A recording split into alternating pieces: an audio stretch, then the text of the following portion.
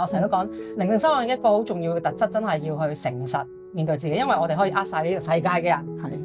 我哋甚至可以呃埋自己，令自己都相信自己係一切都係最好嘅安排。我哋甚至個口一切係最好嘅安排，但係可能內心係好多委屈啊、難過啊，同時自己可能都唔想去面對。其實身同心係會話俾我哋知，其實我哋會有可能淡淡嘅哀愁啊、唔開心啊、抑鬱啊，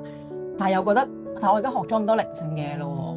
我冇理由話俾啲朋友聽。呢個係唔好嘅事啊，唔可以講嘅喎。即係當然係可能甚至呢個人自己本身都冇意識到自己唔講得呢樣嘢，但係就係好似我哋細個學習嘅階段就係，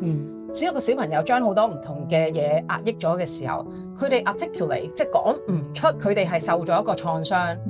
同時嗰個創傷即係譬如俾阿媽鬧你，你係省人蝦燒過生你，嗰個女講唔出係哎呀，我覺得好傷心啊！你媽咪唔錫我，或者冇嗰個價值，但係其實嗰樣嘢已經喺佢入面。咁我哋其實成年，我哋學靈性嘅時候咧，亦都一樣學一切最好嘅安排啦。咁彷彿我哋已經喺潛意識到話，我唔可以話嗰啲係唔好嘅，因為我已經好靈性啦而家。咁佢整咗靈性人設就變咗係。咁呢個亦都係我哋靈性嘅陷阱嚟嘅。